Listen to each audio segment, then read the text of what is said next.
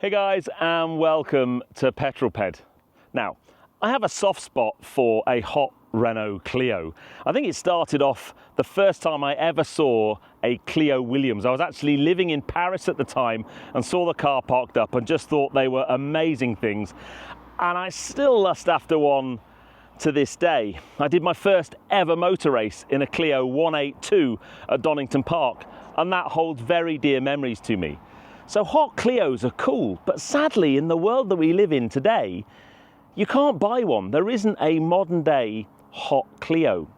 There is, however, the car behind me. The car behind me is almost a sheep in wolf's clothing, because Renault don't have the RS models anymore. They demoted RS to a trim level for a while, and now the performance wing of Renault is Alpine. And they're known for the Alpine A110 and the very soon to be hitting the market Alpine A290, both of which have starred on the channel. But that car behind me is a Renault Clio Esprit Alpine. It's a Renault Clio hybrid, but with the looks of a more sporty car. And I think it makes total sense.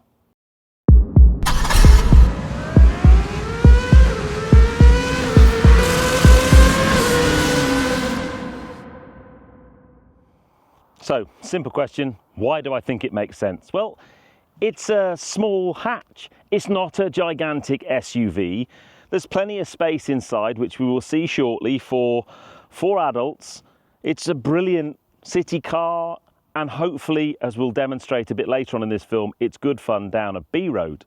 I think it looks great, especially in this beautiful blue colour. And the best thing, in a world where new cars are 40, 50, 60, 70,000 pounds, this car, as spec'd, is just over 25,000 pounds. And I'm trying really hard to do more cars on the channel at an affordable price point. I recently drove the Kia Picanto, which is a 15,000 pound brand new car. So 25,000 quid gets you what looks like a hot hatch. But let's face it, hot hatches are great fun, but you pay a penalty in terms of fuel economy and insurance and just cost of ownership.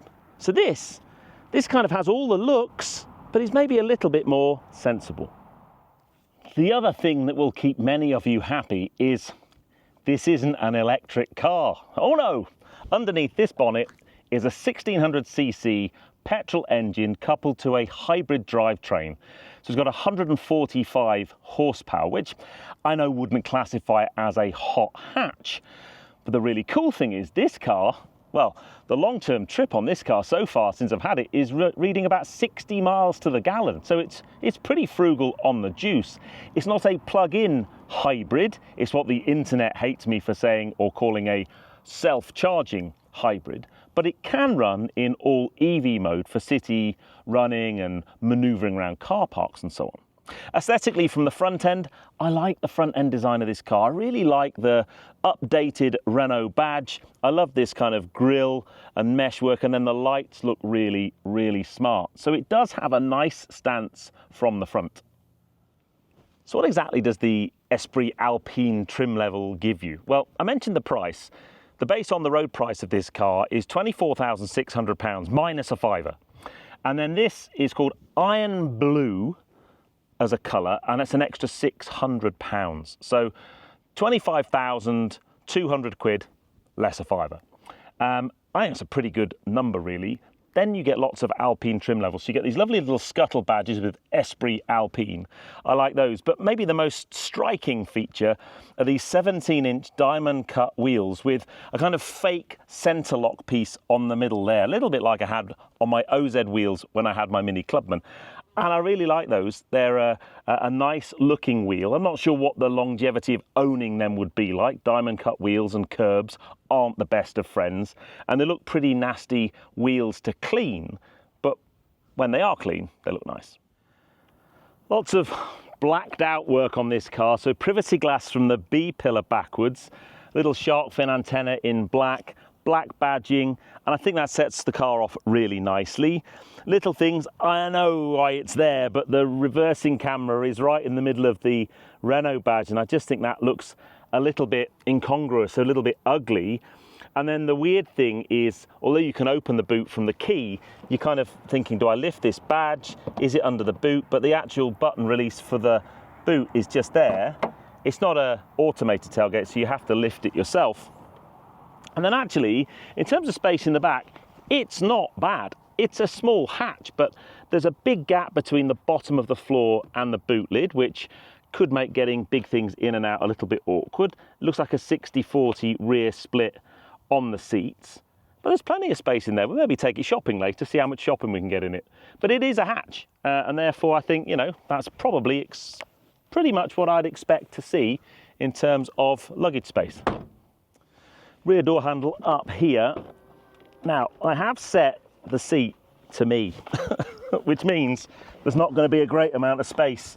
I'll probably have to flick my legs in like that. It's not too bad. For a short run, I don't expect it to be a limo. Now, this car doesn't have a sunroof or a pan roof. It's quite dark in here. One of the reasons I put the camera there rather than normally I'd shoot through that window. But inside material choice in here is really very, very nice. Let's jump in the front and talk more.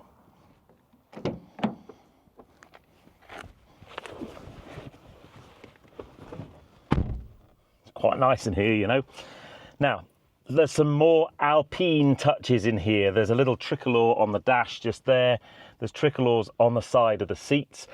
I'm a bit disappointed there aren't a few more tricolors on the outside. On the A290, there's a tricolor just in the top of the C-pillar. I think it looks really smart. They could have maybe just had a little bit more of a flare of Alpine on the outside, but inside, they've done a nice job. And then there's a really nice Alpine logo in the back of these seats, which are spectacularly good. Firstly, I think they look great. There's a kind of cloth interior and then a leather material on the outside with this lovely stitching, and they are super supportive. They feel really special, and they make you feel like you're in a sporty car. And then in terms of steering wheel, I think that looks really nice. And then the main infotainment system, you do have some buttons, but mostly it's done through the infotainment system. I'm just going to start the car, if nothing else, because it's absolutely boiling today. What's the outside temperature? 36. I can feel beads of sweat pouring down my face already. So you've got Apple CarPlay, but the main infotainment system, let me just turn this down, look, we've got real buttons here for your climate control, for heated front windscreen, and then there's some shortcut buttons here. You've got buttons for heated seats, won't be needing those today. Then there is a button here to force the car into EV only mode if it has sufficient charge. So it will decide for itself when it charges up the battery when the engine's running, but also under braking. And you've got a little battery state. I've got about half a battery at the moment. You can't plug it in to top it up. It just does that as it's driving along. But you can force the car to run in EV only mode, but it will only do that under certain conditions.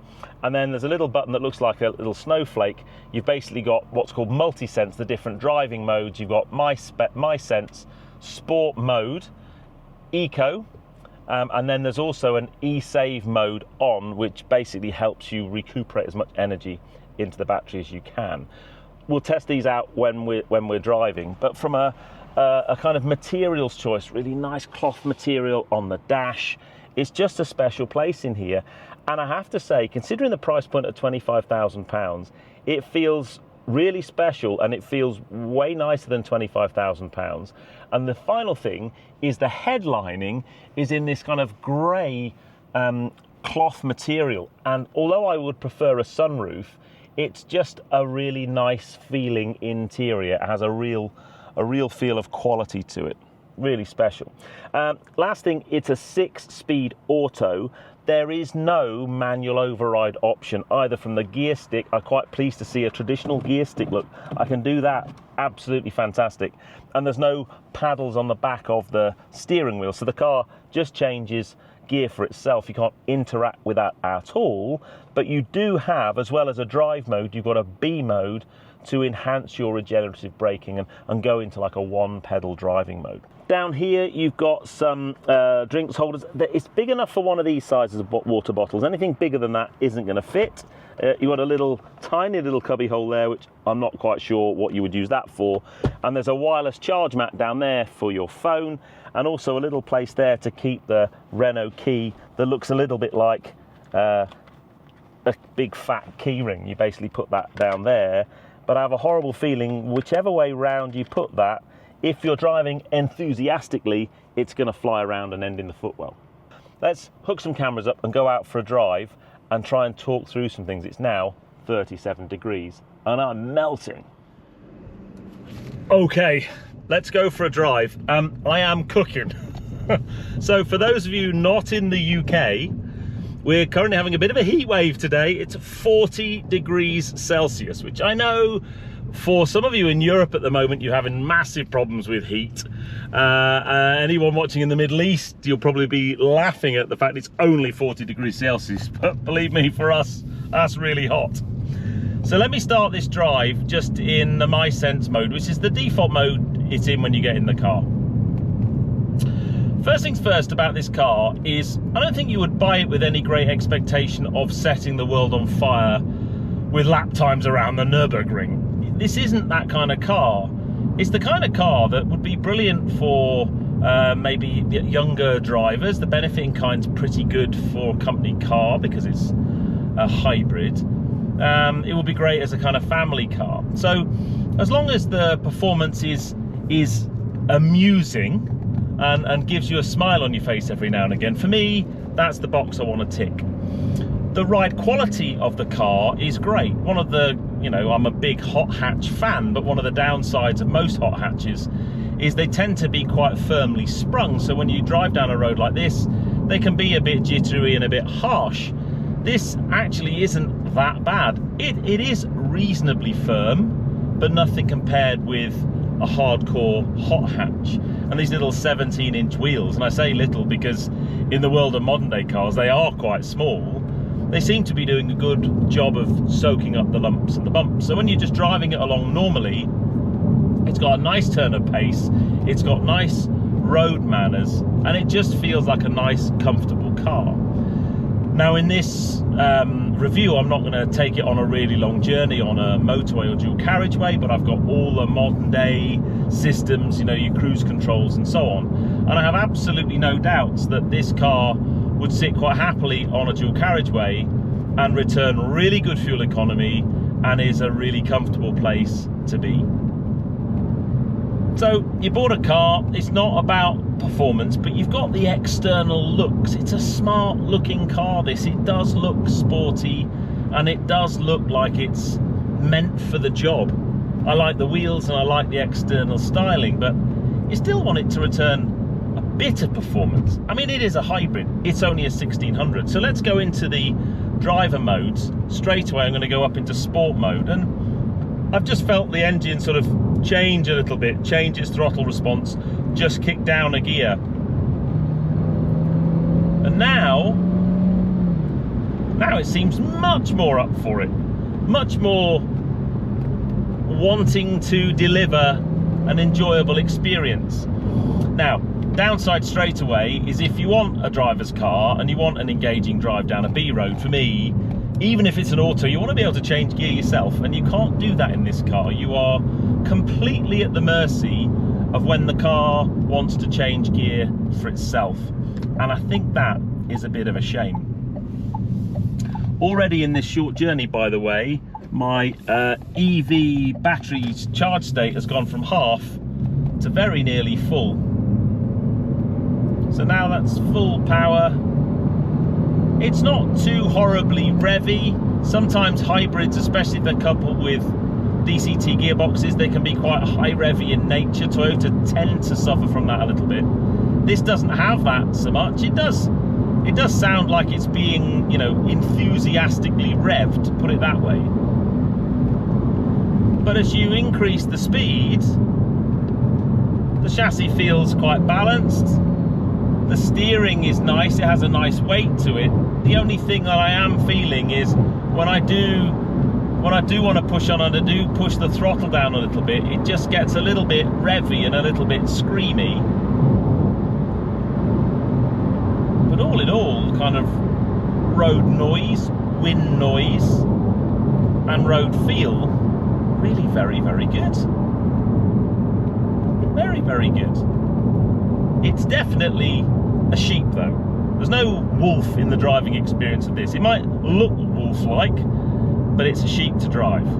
But then remember, not everybody wants to go at 1,000,000 miles an hour with their hair on fire.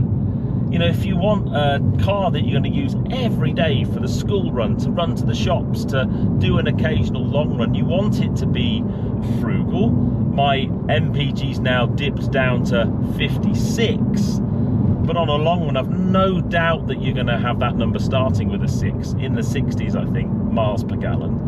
And that's great.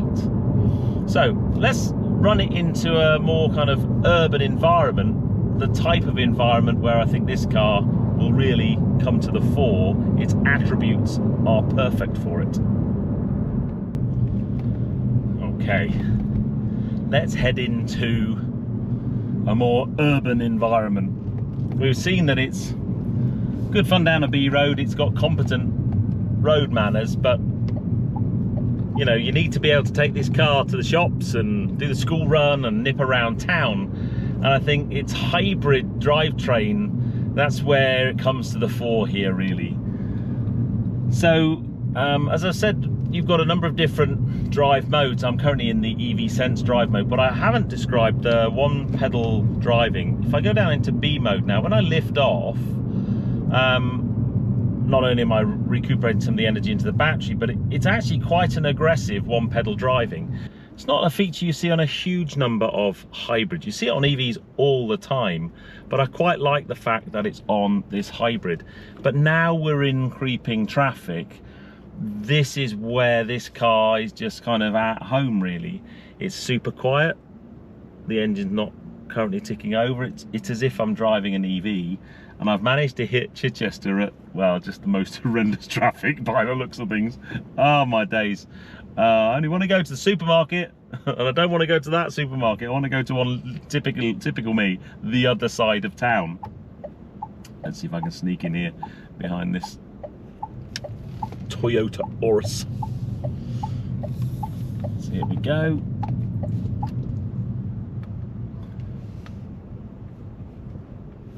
What I'm also going to try and do, are the conditions met for me to drive pure EV? So I've now forced the car to drive as an EV.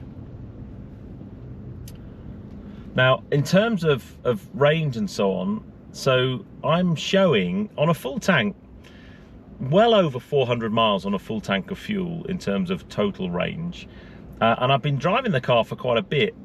So I think probably 450, nearly 500 miles isn't an unreasonable amount of mileage for this car on a full tank of fuel, which is pretty good, to be fair. The other thing is the hot temperatures. The car's still running an EV. I was wondering whether or not, because the aircon's having to work so hard, whether or not the car would fire up the internal combustion engine rather than try and run everything off the battery, but it's managing to maintain EV running. Now, what I would say about the all EV running is it's not as strong as a full-blown plug-in hybrid, and obviously not as strong as a full-blown battery electric. If you push the throttle too hard, the internal combustion engine is going to kick in. But it's there really for, this is the perfect scenario for EV running in this car when you're in creeping traffic in a city. Zero emissions out the tailpipe right now, and that is perfect for low emission zones, and that's for me where hybrids really make sense. And this car does make a lot of sense because it delivers. And this might sound like a really stupid thing to say, but I've driven lots of hybrids in my time that have very disappointing MPG. This is doing between 55 to 60 mpg on mixed running, and it's a press car. I'm driving it hard. I'm sure if I tried to drive more efficiently and went into the eco mode, I'm happily going to be in the 60s. But it can also be an EV in creeping traffic, and it delivers an engaging drive down a B road. So while we're creeping through Chichester on our way to the supermarket, final thoughts on the car.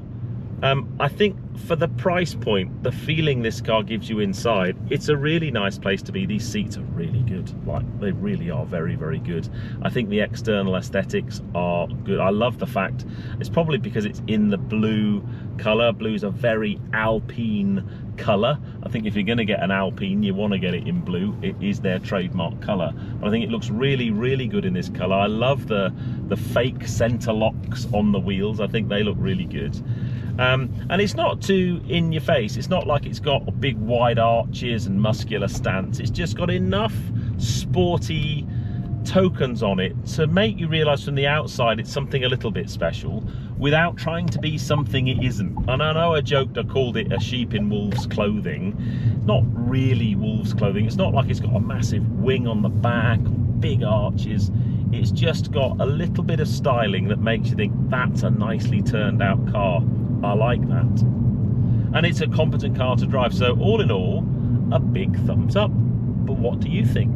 Please put in the comments what you think of the Alpine or Esprit Alpine Renault Clio E-Tech hybrid. It's a very long name for the car. That's all I'd say. I think it's the Renault Clio E-Tech hybrid Esprit Alpine, something like that. Oh, and then there's a 145 chucked in there as well. But yeah, no, very impressive car. I've enjoyed my time with this car. It's fun. Anyway, I hope you enjoyed that. If you did, give me a thumbs up.